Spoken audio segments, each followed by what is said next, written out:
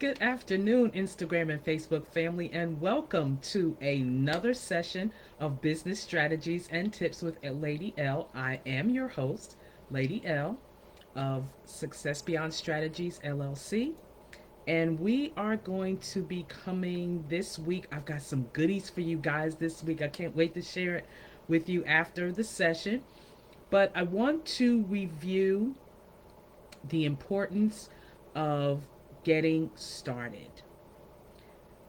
I'm focusing basically on businesses that you've been sitting on something that you have not done anything with it. It's in your mind's eye. You may have even gone so far as to write a few things down because it was just too much or too overwhelming for you to keep it in your head. You wrote down some things from your heart. You may have even gotten some pictures together and you've either put it on a vision board or you just collected the pictures and you haven't put it on a vision board yet. I think we need to discuss some things first before you decide to take this bundle of beauty that God has given you in the form of a vision, gifts, talents, calling, and all of these things that's probably spinning in your head and in your heart. What am I going to do? What am I going to do? Let's begin to organize, strategize, be able to develop a infrastructure that you can be at peace about, that you can be calm about, that you can see some progress. It's about having actions that become successful business activity. So, what I do when I'm sitting down with a client, there's certain questions that I ask. The main thing that I ask is, well, what is your company's name? Most people pretty much have a name or have an idea of a name. Sometimes they have bits and pieces of a logo idea. They just have so many pieces, those 1,000 or 5,000 piece puzzles, and they're just pieces all scattered around. What we do is, which is the format of putting together a puzzle. Let's get the border done first. That border is making sure that we're clear on the vision, that we're clear on where we're putting our gifts and talents. What do you already have in your hand? What resources do you already have available to you? What gifts and talents and callings? What passion that when you think about it, it's just something that it'll either make you cry or you just get this euphoria in your heart about what you're really called to do. And then there's things that'll happen in the transitions of life that brings you right back to that same circle. I need to be doing this. I need to be doing this because you have been called to solve that problem or to bring solutions to whatever it is that keeps pressing upon you and drawing in that passion to make sure that we can get it down on paper. So I asked them what is their company name or what is their proposed name. And then I want to know how did they come about getting to that business name? What was the inspiration? What was the testimony? A lot of times people start organizations or businesses as a result of something that happened in their lives that made a great impact, whether it was positive or negative. Sometimes they're birthing a cause as a result of something that has happened, good or bad. So we want to sit down and really analyze why did you come up with that name? What's the backstory? What's the testimony behind that business name that you came up with? And of course, we'll go through all of the legal searching and different things of that nature to make sure that that's a name that you can use. I also recommend something that's not commonly used already, something that has just a little bit of a twist to it.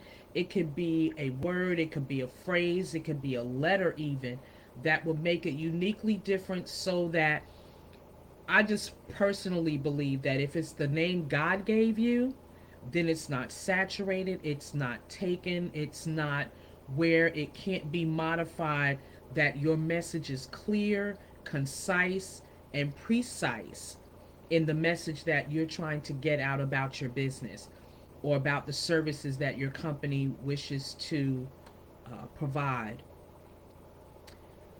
We'll also be talking about, well, now that we pretty much have a clear idea of your backstory, of your vision, why you came up with that name, then there's other probing questions that's unique to every individual consultation, of course, because it's about relationships. It's not just about acquiring, and this is just universal for all businesses. It's not just about acquiring a client for money. It's about sitting down with an individual who has a purpose and has a desire, a passion to make a difference in the world, to be of a service. If you can provide a service, if you can provide problem solving strategies and activities that meets a need, you will never have to worry about the finances. Those things will come as you're just serving in the capacity that you've been given to serve in your business, your company, or organization. So it's very important that that detail may take a bit because you're so full of everything that you've been pouring into yourself and things that you've experienced and things that you've seen that adds to that vision, that we really take the time to make sure that it's clear, that it's plain, that it's written down according to the word of God that says, write the vision down, make it plain, so that when others read it, they know how to run with you. Because whatever God gives you, you will not be able to do it by yourself. It's not a one man band, it's not a one man show, it's not a all about me, it's not about a I can do this. No, you are going to need some help, because if you're helping others, then you need a team to help you help others, whatever service that you're providing or whatever product that you are marketing. So, with that being said, once that's detailed, once that's mapped out, then we look at, well, how do you plan to carry that vision out? What is the mission? What are the specific details? And there's usually three, maybe four major details, short and sweet, to the point. We fine tune that. We make sure that your mission is clear as to the steps that you're going to go about getting this work done. Once we do that, then we say, okay, well, now we have the vision, we have how you want to carry it out, but what purpose is it really going to serve? What purpose does your products serve? What purpose does your services serve? What is the outcome that you are looking for, that once a person is enjoying your services, enjoying your product, what do you want that client, that customer to walk away from with what you are providing? We can even take it into the realm of ministry. When you are providing that servanthood, what outcome are you looking for the people to receive? Whether you sing, whether you write, whether you play an instrument, whether you're recording, whether you're doing a live performance, what results are you looking for? And that will help you define your purpose. What is the outcome?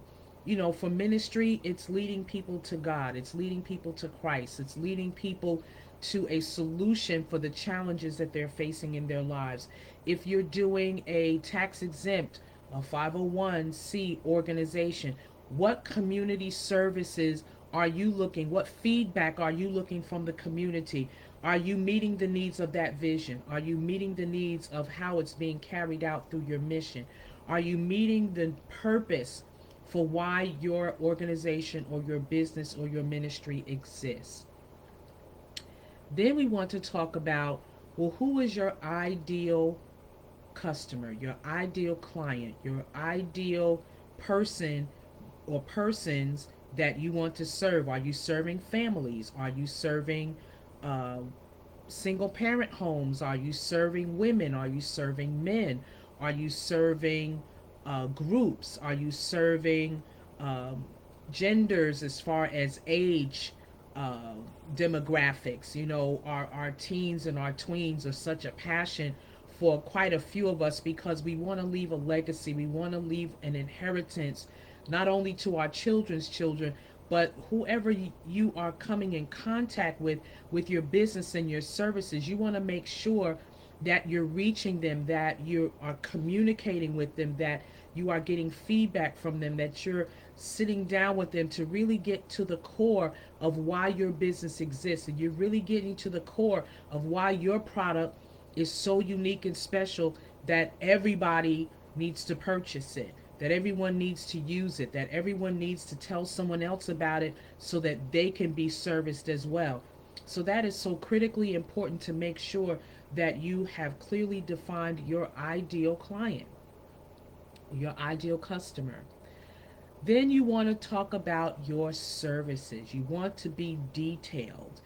You know, if you are a what they are calling influencers or coaches or mentors, you want to put together the levels of services that is comparable to what you want to provide and what you're expecting in return as a result of the services that you're providing. Again, if you focus on serving and making sure that you are giving excellence in what you do, then finances does not have to be that major priority, because people will see that you are well worth whatever the services that you are charging requires, because they see that they're getting value for what you are charging them. They see that it's something that they can not only have that right now experience, but it's something that they can take home with them. It's something that can continue to serve them short term or long term or both.